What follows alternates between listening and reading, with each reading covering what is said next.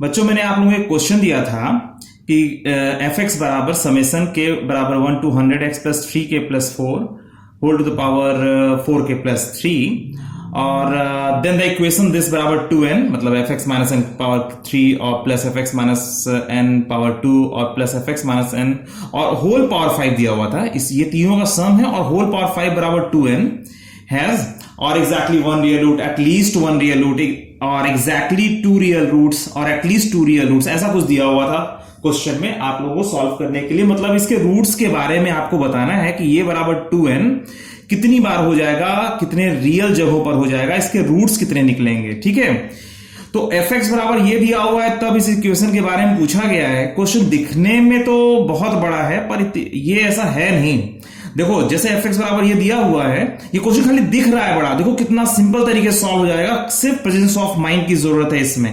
देखो F x बराबर ये लिखा हुआ है तो हम लोग इसमें डायरेक्टली ये लिख सकते हैं एफ एक्स बराबर, इसको क्या लिख सकते हैं, अगर हम k बराबर 1 रखेंगे तो कितना आएगा, x प्लस k बराबर 1 रखेंगे तो 7 हो जाएगा ना, x प्लस 7 और k बराबर हम 1 रखेंगे तो यहाँ पे 7 बन जाएगा प्लस। अब इसमें k बराबर 2 रखोगे तो समेशन मतलब होता है ना, k की वैल्यू 1 रखा जो आया, फिर k बराबर 2 रखा उसको प्लस कर दिया, फिर k बराबर 3 रख दिया प्लस कर दिया, ऐसे चलता जाएगा। तो k बराबर हम अब 2 रखेंगे तो कितना आएगा, x प्लस 10 पावर और यहाँ पे 2 रख रहे हैं तो यहाँ पे 11 और इसी के बाद जो है x प्लस के बराबर यहाँ पर अब रख देंगे हम लोग 3 रख देंगे, पहले में 1 रखा था फिर 2 रखा, हाँ अब 3 रख देंगे तो कितना आएगा, x प्लस 13 की पावर और यहाँ पर 15। ठीक है, इस तरह से आगे बढ़ता चला जाएगा।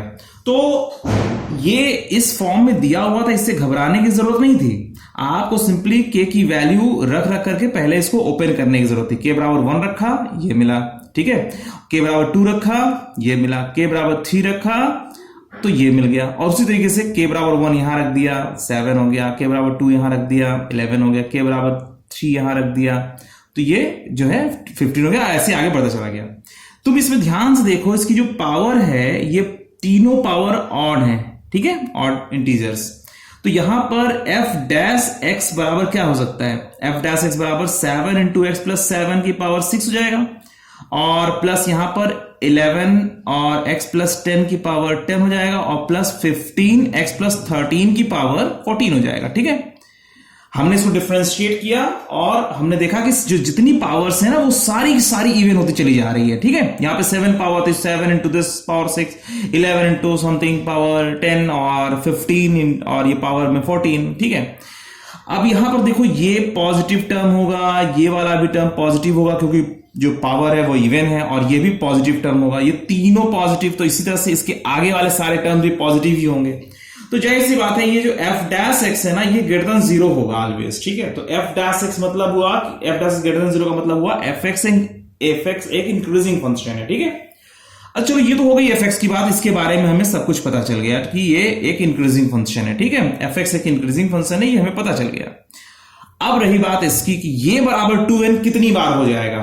ठीक है, तो अब इसको हम एनालिसिस करेंगे और इसकी पावर जो है ये भी ऑड दिखाई दे रही है। ठीक है, और इसमें हम एक काम करेंगे, इस पूरे को हम gx मान लेंगे। ठीक है, तो हमने मान लिया लेट gx बराबर एफ एक्स माइनस एन की power 3 plus f x minus n power 2 और plus f x minus n whole power 5, इसको मैंने gx मान लिया। ठीक है, अब हम इसको डिफरेंशिएट करेंगे तो g डैश x बराबर क्या आएगा, 5 इंटू ये पावर 4। ठीक है, 5 इंटू दिस पावर 4। ठीक है, मैं ऐसे शॉर्ट में लिख दे रहा हूं, अभी एक पूरा सोल्यूशन मैं तुम लोग को लिख दे दूंगा तो उसमें आप लोग देख लीजिएगा।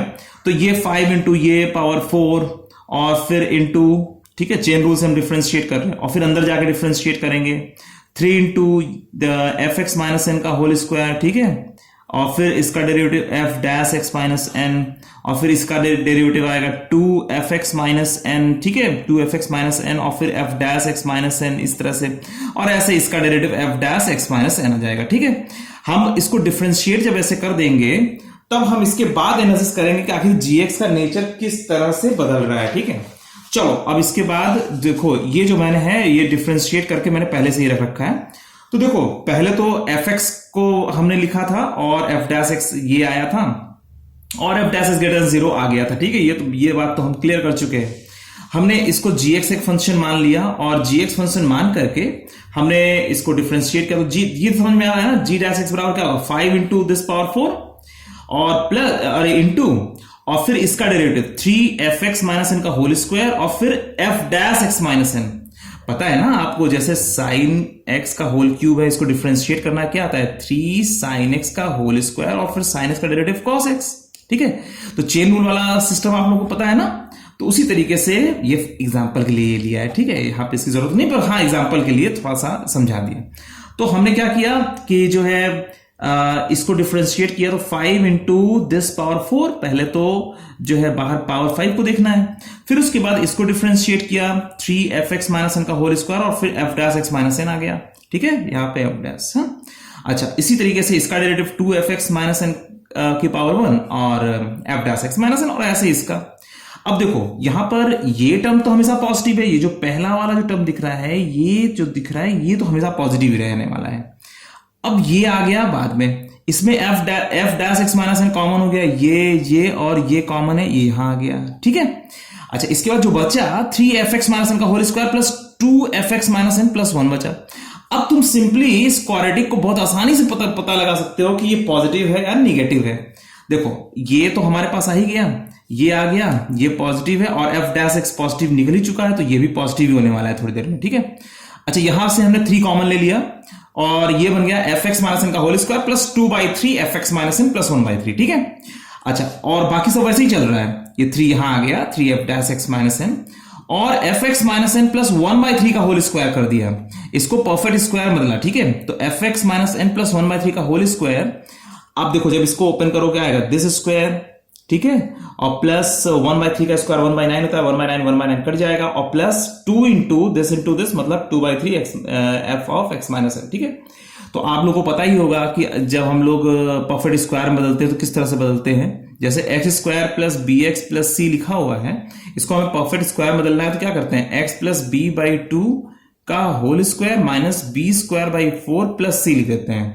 ठीक है, तो इतने पार्ट को परफेक्ट स्क्वायर में ऐसे बदला जाता है। ठीक है, समझ में आ रही बात। तो जो यहां पे लिखा रहता है उसी का आधा यहां पर होना चाहिए, और फिर इसका स्क्वायर माइनस कर दो। ठीक है, तो ये दोनों बराबर होते हैं। तो उसी तरीके से तो यहां पे 2/3 लिखा है, इसका आधा 1/3 होता है।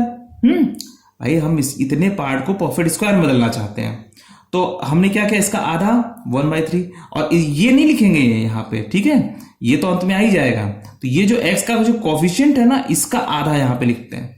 तो यहां पे 2/3 का आधा कितना हुआ 1/3, तो हमने होल स्क्वायर किया। तो जब इस होल स्क्वायर किया तो 1/3 का स्क्वायर 1/9 होता है, तो 1/9 घटाना पड़ेगा, बाकी 1/3 ऐसे लिखा हुआ है। तो देखो इसको तुम सॉल्व करोगे तो ये यही मिलेगा। ठीक है, तो हमने इसको परफेक्ट स्क्वायर में कन्वर्ट कर दिया।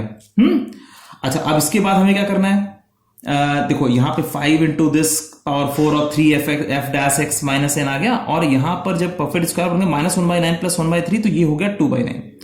अब देखो ये जो टर्म है ये हमेशा पॉजिटिव रहने वाला है।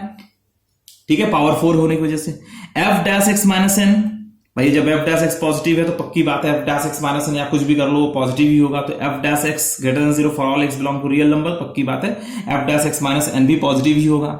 ठीक है, अच्छा अब इसके बाद ये भी पॉजिटिव, उसमें प्लस लगा हुआ प्लस 2/9, ये भी पॉजिटिव। कुल मिलाकर के g डैश एक्स जो है वो पॉजिटिव आ रहा है, और जब g डैश एक्स पॉजिटिव आ रहा है इसका मतलब क्या हुआ, gx एक इंक्रीजिंग फंक्शन है। ठीक है, मतलब कहने का कि ये जो है एक इंक्रीजिंग फंक्शन है और इंक्रीजिंग फंक्शन लगातार बढ़ता चला जाता है। ठीक है, तो n की वैल्यू कोई भी नेचुरल नंबर ले लोगे, ये कोई इंटीजर ही होगा और कोई इंटीजर होगा, तो ये जो इंक्रीजिंग फंक्शन है उसको एक ही बार तो काटेगा, और ये जो 2n है, ये जो इंक्रीजिंग फंक्शन है ये बराबर 2n कब हो जाएगा, सिर्फ एक बार होगा।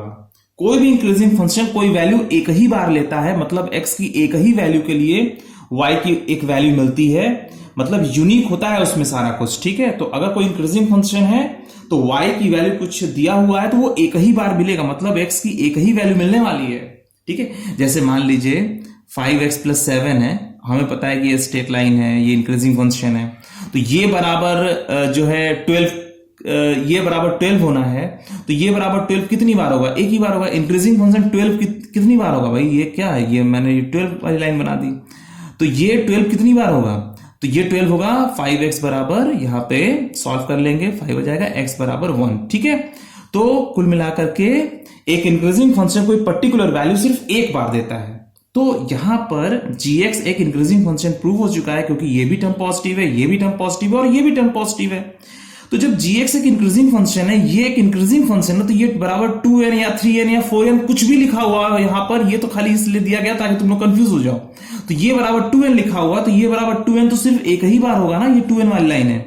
तो जब gx एक इंक्रीजिंग फंक्शन है, तो क्योंकि g dash x greater than 0 आ चुका है, तो जब gx एक इंक्रीजिंग फंक्शन है तो ये 2n सिर्फ एक बार होगा, इसलिए हम ये कह सकते हैं कि इसका सिर्फ एक रियल रूट एग्जिस्ट करेगा।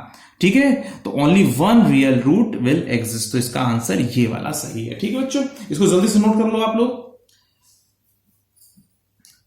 ठीक है, चलो ठीक है। तो इस क्वेश्चन अगर दिखे आपको बड़ा, तो उसको बड़ा मत समझ लिया करो, आप लोग अपने बेस पर भरोसा किया करो कि आप लोगों के पास जो बेसिक नॉलेज है उससे आप लोग बड़े आसानी से इसको सॉल्व कर सकते हो। ठीक है, तो इसको जैसे ये क्वेश्चन दिया तो इसको ओपन करना था, इसके नेचर के बारे में जानना था, और ये बराबर 2n दिया हुआ था, होल पावर 5 लगा था। इसी से हमें थोड़ा सा लगा कि शायद ये कुछ ऑड पावर हेल्प कर सकता है।